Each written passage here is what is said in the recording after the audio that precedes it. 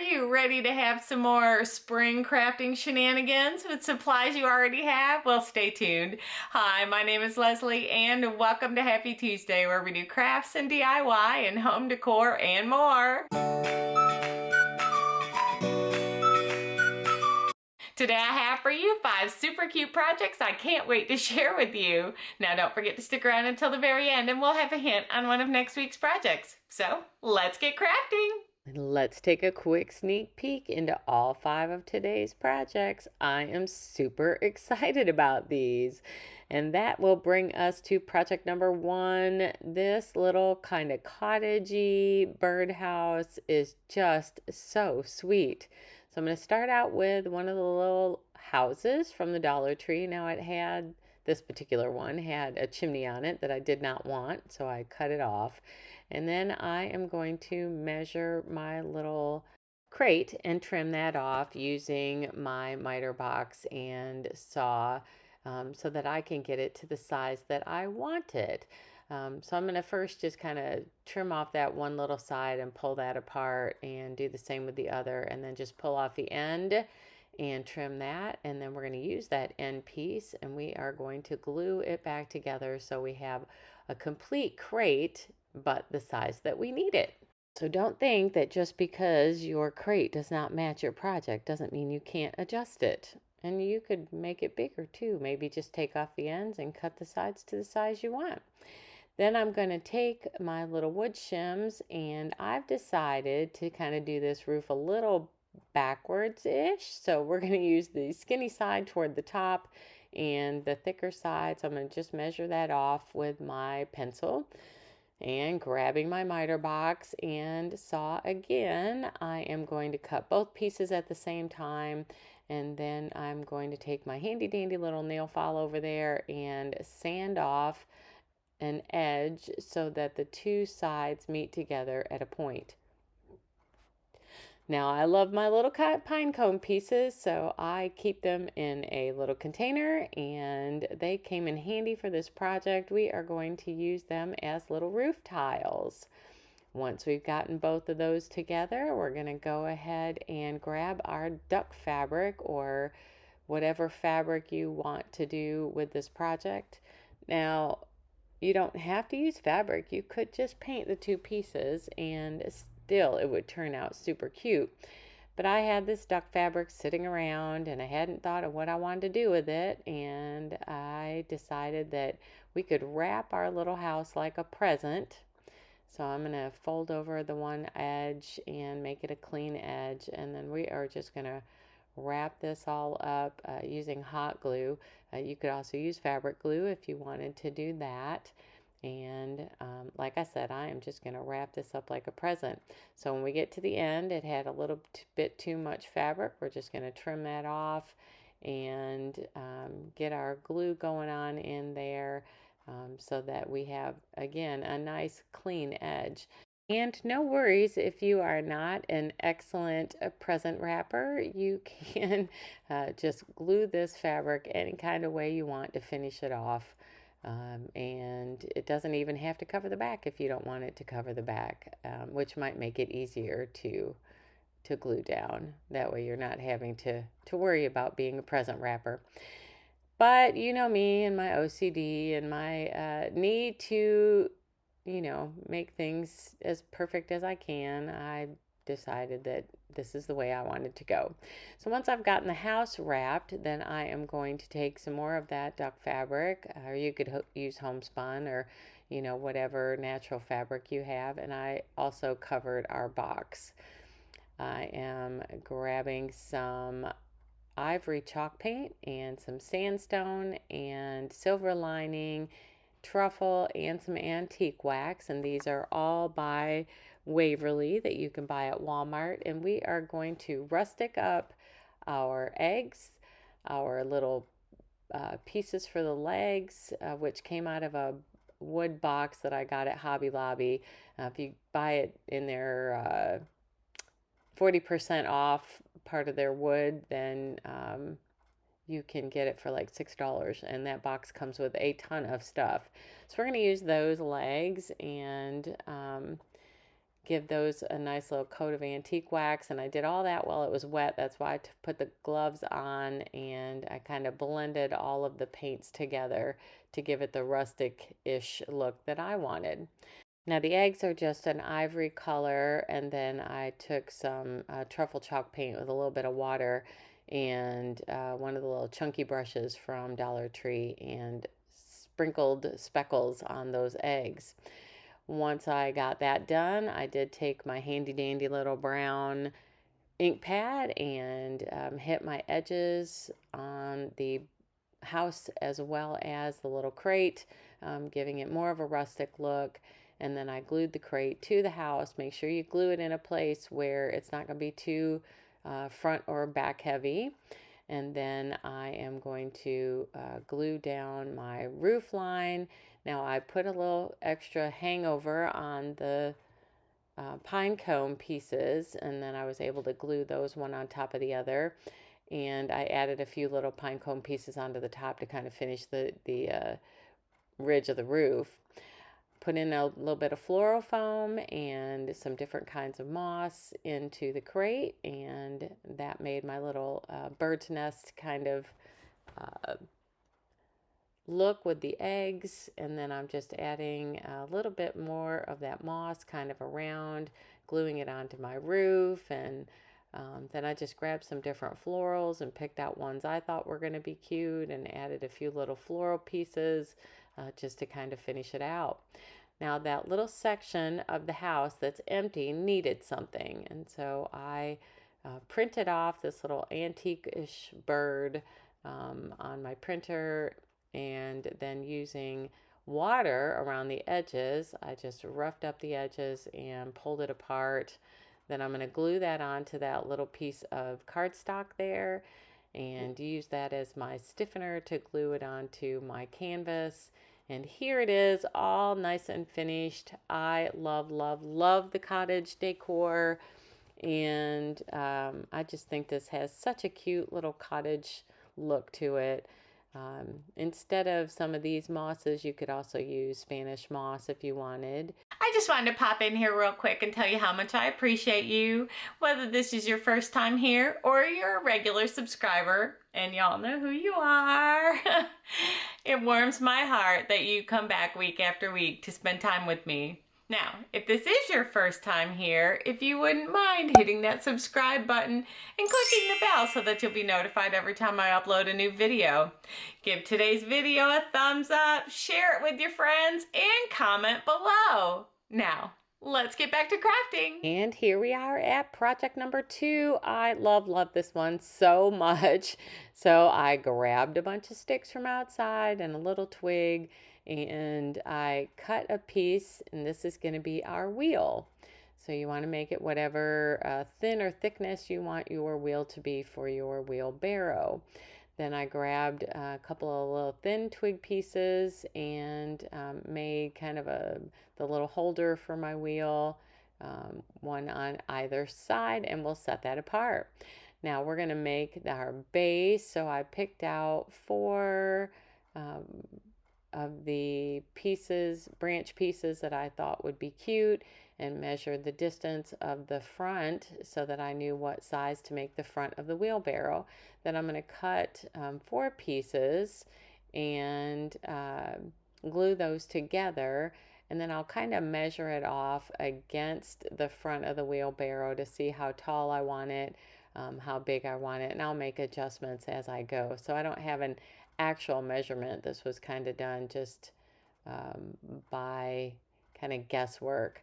If I had to guess, I'd say my little front pieces were about 1 inch each, and I will go and trim, and I used 5 of those, and I will go in and trim off the wheelbarrow pieces, and I want to say they're probably maybe 3.5 to 4 inches long each, and I'm going to use 4 of those. Now, you don't want your wheelbarrow to be too perfect, or you won't want those sticks to be too perfect, because you are going to kind of make this look like a wheelbarrow. And a wheelbarrow is thicker in the front than it is on the back side.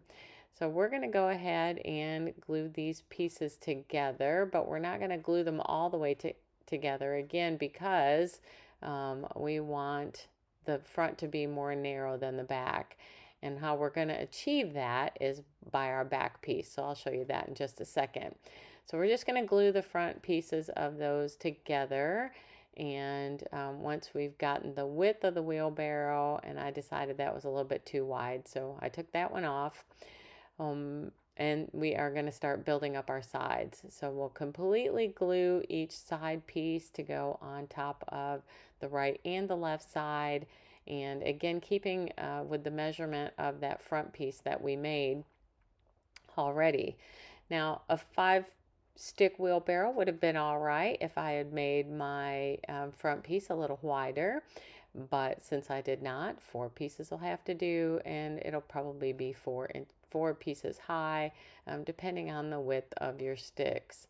And we're going to do those one for each side. Once we've gotten that done, then we'll go ahead and glue our front on so we can get that nice and secure. Now, I'm using hot glue, but you could use wood glue if you wanted. Now for the back side, we're going to measure. Oh, oops, I got one piece just a little bit too long, so I'm going to go ahead and trim that off with my miter shears. If you don't have a pair of miter shears, you need a pair if you're going to do any kind of woodwork like this. Mine make it so easy. And once we've gotten that kind of determined, we cut 4 pieces that match with the back side, and that's how we're going to make our back side a little wider than our front side, because we made the back piece wider, and then we're going to glue on the left side first and then glue on the right side and make sure that it stretches out from side to side. Once that's done, I needed our little stability piece in the back, you know, that you set your wheelbarrow down on, and I just happened to have this little forked piece of twig that was perfect for that. And then we're going to glue our wheel on. And look at that wheelbarrow. Isn't it just stinking adorable? I love, love, love this. So it needs some handles. We're going to measure off our handles and make 2 that are the same size so that we have symmetrical handles on either side of our wheelbarrow. And we're going to go ahead and glue those on. Then, just like the last piece, I'm going to paint my eggs in ivory color, only this time I'm going to go in with this moss color and a little bit of paint and a little bit of water and dab on that brush to make them nice and speckly. A little bit of Spanish moss in there, and isn't this so cute? This would be cute on your tier tray or just a little piece in your decor. What do you guys think? Let me know in the comments below. And that will bring us to project number 3. I think these turned out so cute. These little chickadees with the wire. So I grabbed a scrap piece of cardboard and I kind of drew out an egg shape and cut that out.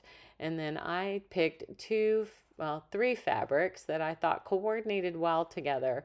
And I did make this out of that daisy fabric, and I just didn't like it. It was too busy, too dark, and so I ended up remaking it into the canvas one that you saw in the first picture.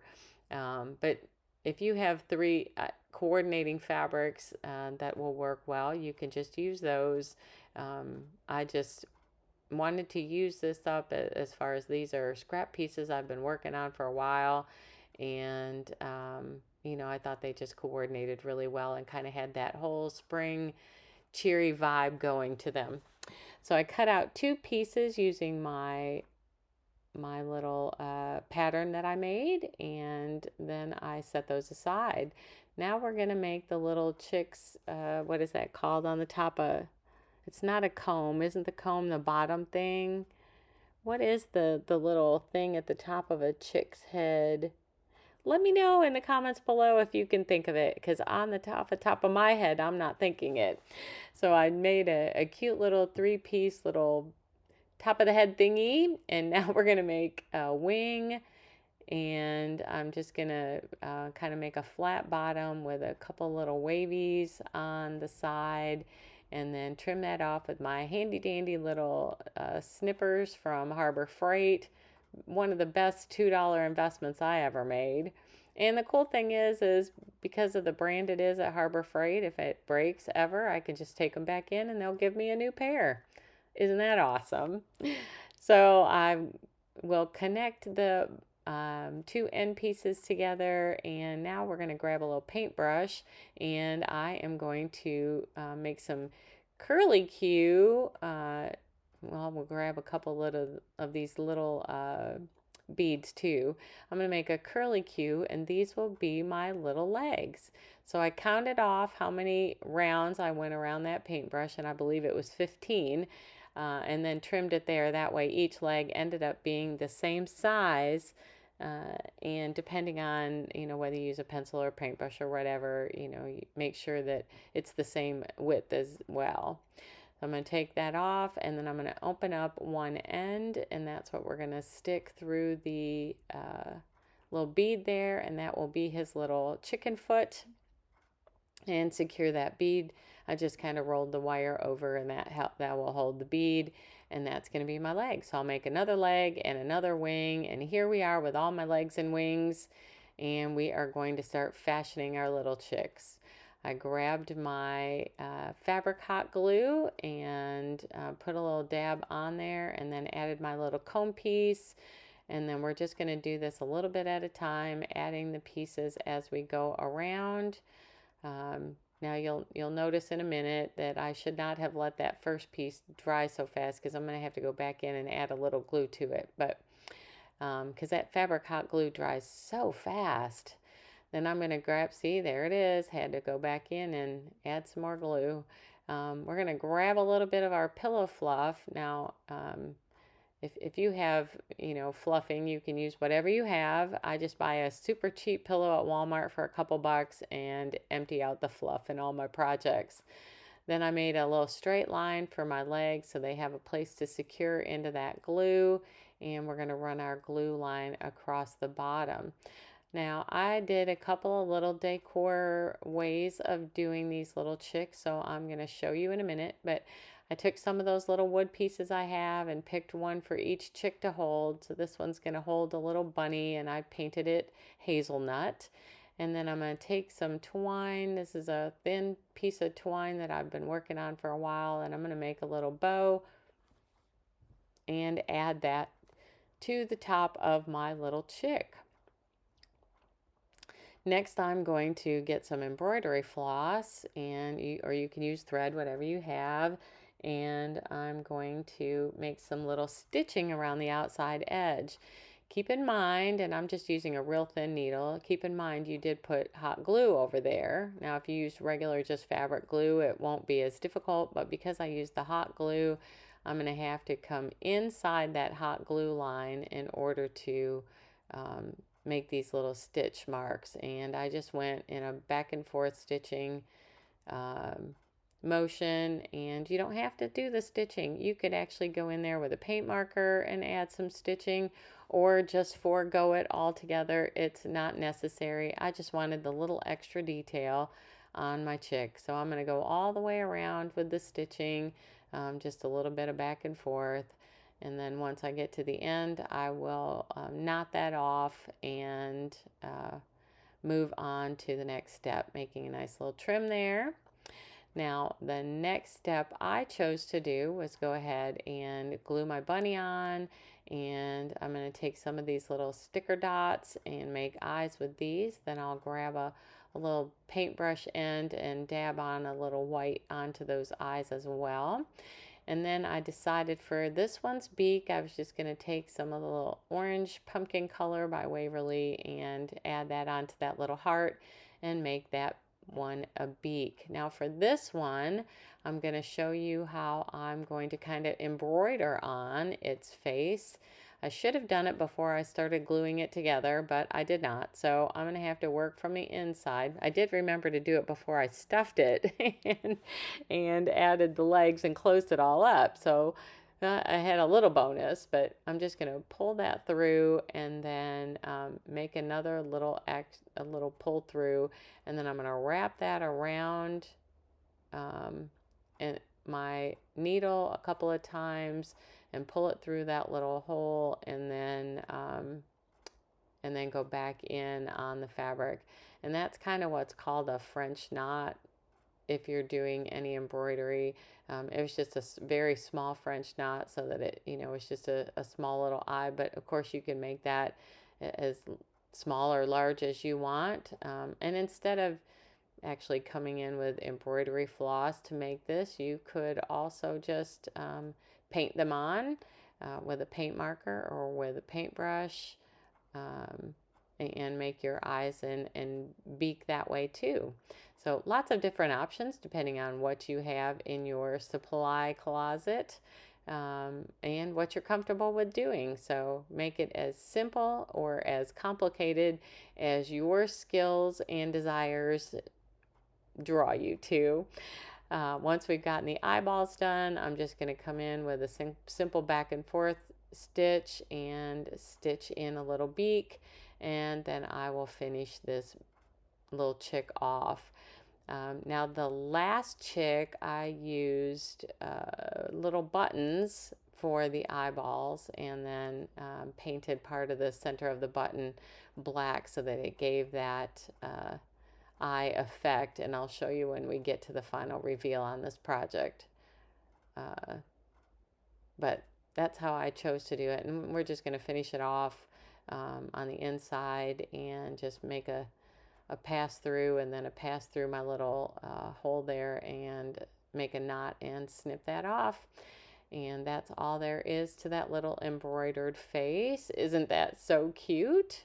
And here we are, all nice and complete. You can see my little pupils on the first one, and then the second one I put him a little egg there, and you can see his little button eyeballs, and I just gave them a little decorative thing to hold on to. Now project number 4, we're going to use some of that same fabric again, and this is how you can make your decor match itself and match your other decor pieces around your house, is by using that same fabric. And we just have the scraps of fabric and a little bit of leftover felt, and we're going to draw a tulip onto our little scrap piece of cardboard there. We'll cut out our little tulip, and then we're going to cut that, use that pattern to cut out the fabric in this shape.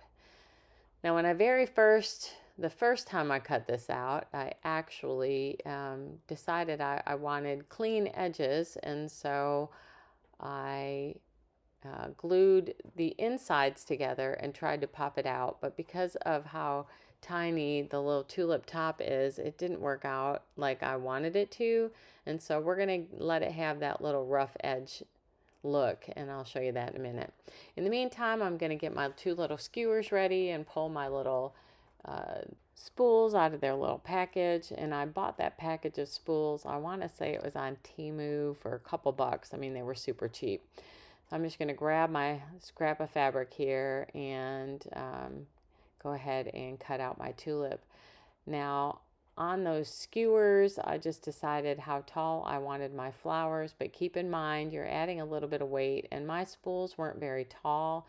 I think if they had been a little bit taller, then I could have made my flowers a little bit taller, but you'll either need to somehow weight the bottom, maybe with a magnet or something underneath the spool, or just keep your skewers a little bit smaller. And once I got my tulip all glued together and stuffed and put ready to go in the spools, I did decide that they were a little bit too top heavy, so I had to make my little skewer pieces or dowel pieces a little bit shorter so that they wouldn't tip over. So then I'm going to take my little skewer piece, and I'm going to use that to kind of fill in my tips of my tulip there, and make sure we get stuffing all the way to the end of the space that we're allowed in there. Now I didn't get really fussy with how I glued the tulip together, so that's why I'm kind of trimming off my edges that overlapped, and I didn't like the way they looked. Once I've got my stuffing in there, then I'm going to go ahead and glue in my skewer and close up our little tulip at the bottom, and make sure that we've got that skewer in there good and tight. and however far up or down you want it. See, I was having trouble standing, but if I used two of them, it stood perfectly. I just didn't want that look. I wanted the look of one little spool. And then I'm going to measure off the width of the fabric that I need for the spools. And we're going to cover that as if it were, the green stem. And go ahead and glue that on with a little bit of hot glue. And that way we have both of those cut and ready to go. Now, see, I'm noticing that it's still a little bit too wonky, and so I'm going to trim that down just a little bit. And there it stands up. Add a little bit of hot glue so it's nice and secure in there. And then this little tulip is complete. Now, if you wanted, you could go back in with some stitching around it. Oh, yes, I forgot the leaf. So I just cut a little bit more of that green felt and kind of made it roundy sort of on the edges and tied that onto the skewer to make our little leaves for our leaves, not leaves, our leaves for our little tulip. And now it's complete.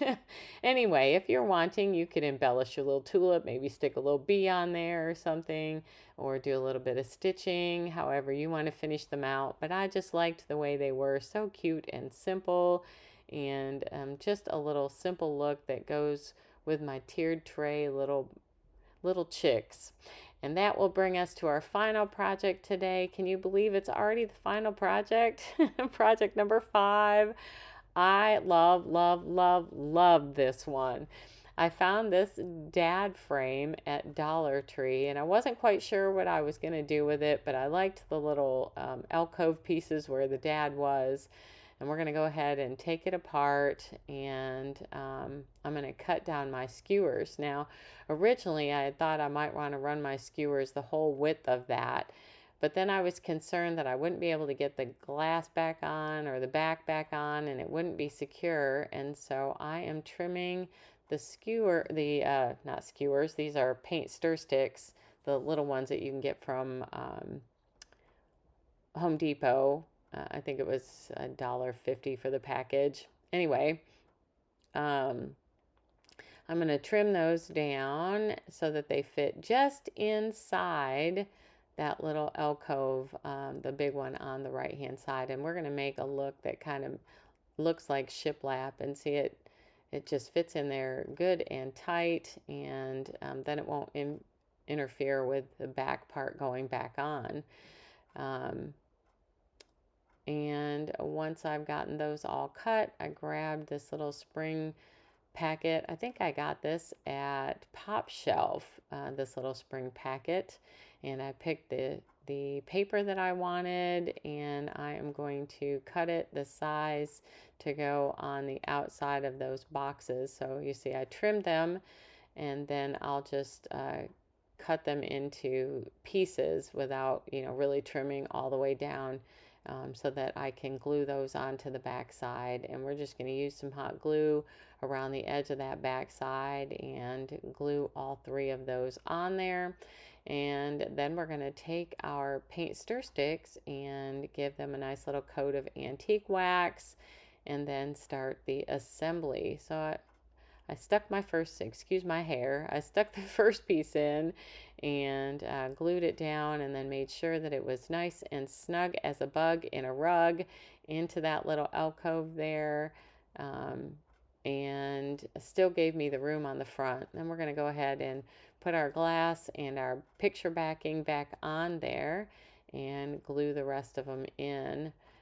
And I did have to overlap them just a little bit because I wanted them all to be the same size. I didn't want to trim one down to kind of fit in the little space that was left over. So they have just ever so slight of an overlap from top to bottom. And after all those are painted on, I went ahead and grabbed my little Scrabble letters. I have a container full of these. I love to buy the Scrabble games at garage sales or flea markets, that kind of thing, because they're always missing letters. And originally I had wanted it to say hello spring, but I didn't have an H. So I went with welcome spring, and I'm just trying to lay those out so that I know where I want them. I did, bring them on the to the inside lip so they kind of overhang the outside. Then I'm going to grab some of these craft sticks from Dollar Tree, and we're going to make a little fence piece. So I'm just going to trim those down to the size I want and trim off the ends. And we'll do 4 of those for the little front and then 2 to go across. I'm going to give that a nice coat of the white chalk paint. But before I do, I'm going to take this little chippy stencil brush from the Dollar Tree, and I am going to just dry brush a little bit of that white on. That antique wax was a little bit too dark and stark for me. Then I grabbed my handy dandy little brown ink pad and kind of rusticed up the edges of my fence pieces. And now we're going to get that glued together. Then I grabbed some of my florals. I think these all came from Walmart. I just grabbed a big stack and then figured out what I wanted. I really liked the look of the white with the yellow, since we used the white and the yellow in our spring paper that we chose, so that it kind of coordinates. And so I'm going to cut those little pieces off and make a nice little bundle of flowers, and we'll wrap that up with a little bit of twine to keep them all together and make it easier to glue. I'm going to go ahead and give that a quick tie and a knot and trim that off. And then once I stuck them inside, I decided they were just a little bit too tall, and please ignore my head again, my goodness. And so I'm going to trim those down with my handy dandy little snippers there, and then give that a nice little glob of glue, and hold that down with my spatula so we can get it to stick without burning our hands, and put that little fence piece on. Now I'm going to go ahead and glue down all my letters to welcome spring. Once I've gotten those glued down, then I decided that the little alcoves needed something. So I went into my miniatures and look at this little frog. So I have to tell you guys a story. My mom, and I want to say it was for her 30th birthday, we were living in a small rural town, and the nuns from the Catholic Church threw my mom a dirty 30 party. I don't know where they came up with that idea, and I thought it was really funny that the nuns did it, but one of them gave her an envelope with a little bit of cash in it as a birthday present, and it said, here are some little green frogs, and that's what they called the cash. And my mom just thought that was so cute, and so she then collected little green frogs kind of as her symbol of prosperity. And so that was one of the things that we always knew my mom for. Well, a few years back on Mother's Day, my daughter came through my house while I was out of town and placed a whole bunch of little green frogs everywhere in the house, and this is one of them. So everywhere I go, I'm constantly finding little green frogs all throughout my house. And when she comes for family dinner, I think she moves some of them around, because then I'm finding them in new places. And I think she's gotten the grandkids to do it too. It is fun though. Nice little pops of my mom everywhere around the house. Let me know which is your favorite, or which one or ones you'd like to try to recreate. Leave me comments below on what your thoughts are on today's video. I think we'll have one more kind of geared towards spring next week, and then we're going to head off into our summer season. Don't forget to email me pictures of your creations. I love to see them. Thank you so much for hanging out with me today. I really did enjoy our time together. Now, since you stuck around till the very end, here's your hint on one of next week's projects. You're going to need some more yard debris. But until then, make it a great day, and happy Tuesday!